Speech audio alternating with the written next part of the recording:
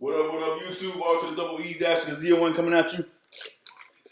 Once again, sorry, I needed some refreshment because I'm talking a lot and going through these games, man. This is part 2 of my actual official physical Wii U collection.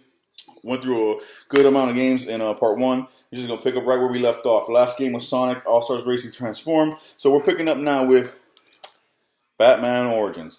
One of the third-party games I decided to get on the Wii U. Y'all know the whole story of Wii U was the lack of third-party support because third-party were bitches when it came to the Wii U. But this was a very good one. I thoroughly enjoyed this game from beginning to end. There was some DLC as far as different bat suits that you can put on Batman. And this is basically the prequel to the Batman Arkham series. So before Arkham Asylum, before Arkham City, before Arkham Knight, all fantastic games, was Arkham Origins. Same thing, a fantastic superhero game. Batman, the illest of them all. You know what I'm saying? It's just great. And you get a grittier, more violent, more angry Batman because this is where he first started off. So he was fucking people up left and right. Great story. Great game. Next, Lego Marvel Superheroes. I never played this. This was a game I got for my kids, for my sons, both of them. They thoroughly enjoyed the Lego games, and they loved, especially when they were younger, the superheroes, Iron Man, Hulk, and all that. And there's just a lot of this in this. I watched them play. It looked very fun, especially co-op. One was on the gamepad, and one was with the controller on the screen, and they were just tag teaming on everybody. So typical Legos game, superhero universe, Marvel. Is what it is. Next. Ooh, and this came with, you gotta show it off, can't just have the game. Legend of Zelda Twilight Princess HD with the Wolf Link amiibo. Damn straight. Legend of Zelda Twilight Princess, let me close this right quick. One of my favorite Zeldas of all time. Until Breath of the Wild came out, if I had to really be honest with myself, Legend of Zelda Twilight Princess is my favorite Zelda of all time. Before Breath of the Wild. Before Breath of the Wild came out, that is. Man, I love the story. I love the darkness of it, how gritty, how mature it is. I love the graphical style of how they basically created Link and all of Hyrule, the graphical style of the game. And this is just a beautiful HD remaster with HD textures.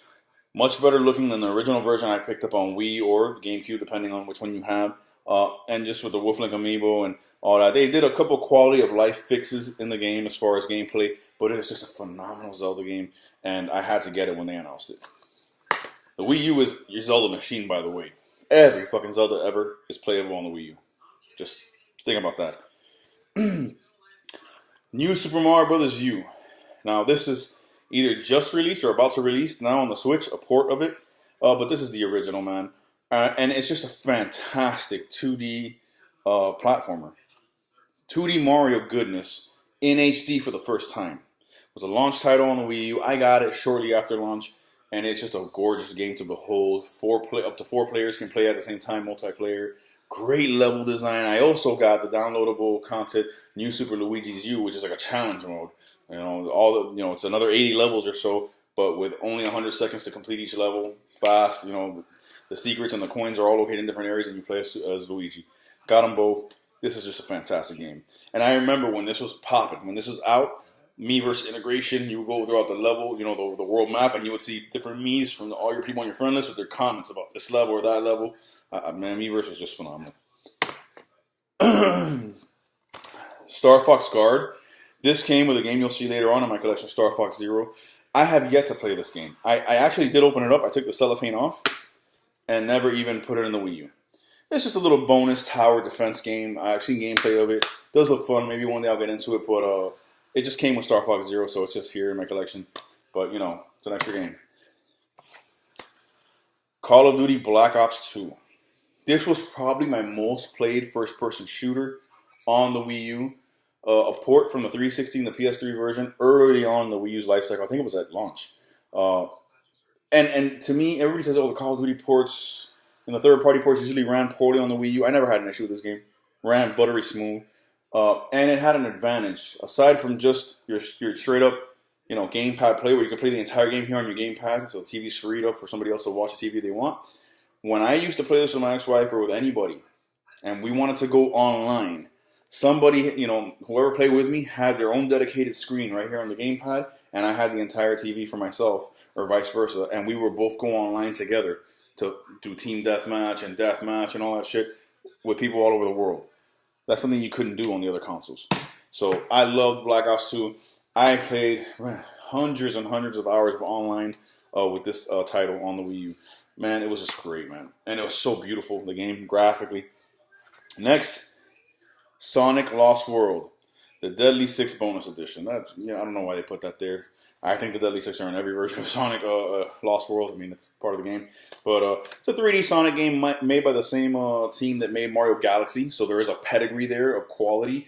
And while it is no Mario Galaxy, it is a decent 3D Sonic game. One of the better ones in recent memory. Nothing fantastic, but 3D Sonic games have been just god-awful shit up until that point. So to make a decent one, exclusive to the Wii U, I definitely had to pick it up, and it was very fun. Next. Oh my god. Everybody hates this game. I don't care. I fucking love it.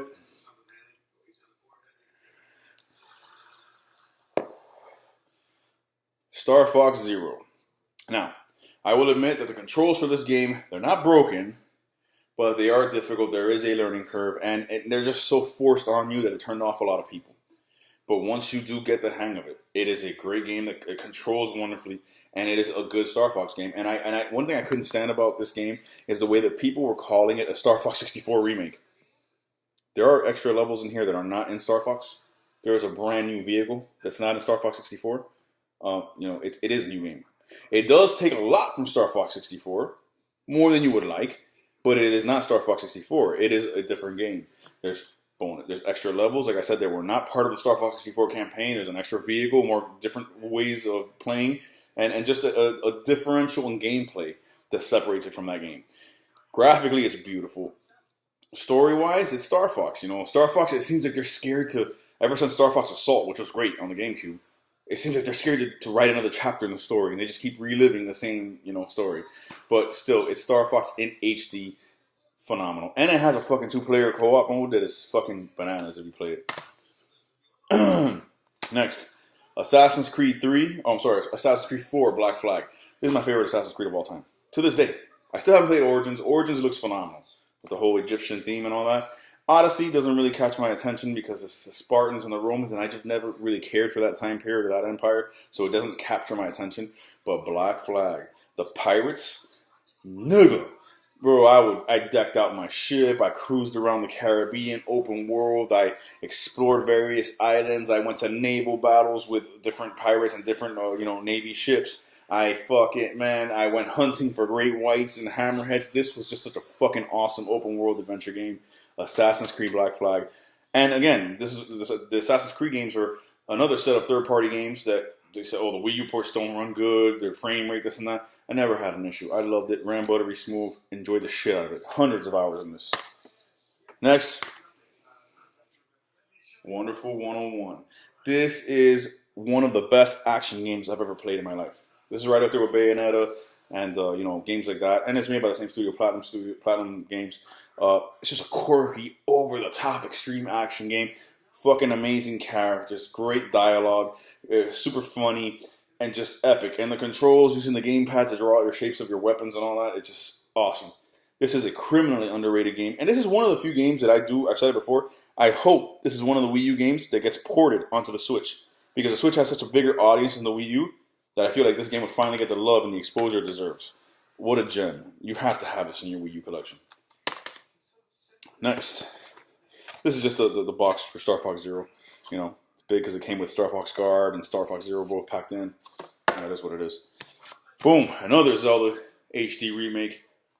The Legend of Zelda Wind Waker HD with that fluorescent cover. See that? Man, this is, again, people love the Wind Waker. I was never a huge fan of Wind Waker. I have it on the GameCube.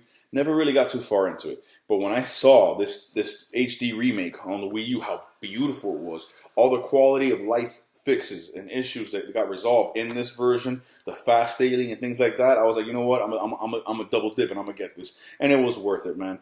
I didn't beat it. I beaten it before on the GameCube, but I got super far into it. I had plenty of hours of enjoyment with this title on the Wii U. It is just phenomenal, man. It is definitely a centerpiece of my collection on the Wii U. It's Zelda, man. Zelda was all over the Wii U. It's awesome. Next, the original Mario Kart 8, before the deluxe edition came out on the Switch, there was this. And it was one of the prettier graphical achievements on the Wii U. People saw this game, and that's when they realized all the talk about the Wii U being underpowered compared to the PS4 and Xbox One. Yeah, it's not as powerful, but it's in the same ballpark because this game was fucking beautiful. Track design, the online mode, everything about this was fucking phenomenal. The best Mario Kart ever. Only thing it lacked was a proper battle mode. There is a battle mode, but it's not really, it's y'all know that story. But then Deluxe came out on the Switch and fixed that. But this is where Mario Kart 8 first came from, the Wii U. And you got the classic, red case. It's one of the games that just stood out in my collection. Next, Bayonetta 2, which came, because I bought it originally the first run of games, with Bayonetta 1 and 2. So I have the entire Bayonetta collection on my Wii U. Fantastic. One of the best, probably the best action game ever made. The gameplay is fast and furious, buttery smooth. She's sexy than a motherfucker. The story's cool. And just, the level design and just the feel and the vibe of the game. This is Platinum Games, known for extreme action games. And this is just, whether you play it on the gamepad, whether you play it on the big screen, it's just smooth, man. It's just, you get in there and you can just sit there for hours and put together combos and moves and all the shit that she could do. It's just Bayonetta 2, man.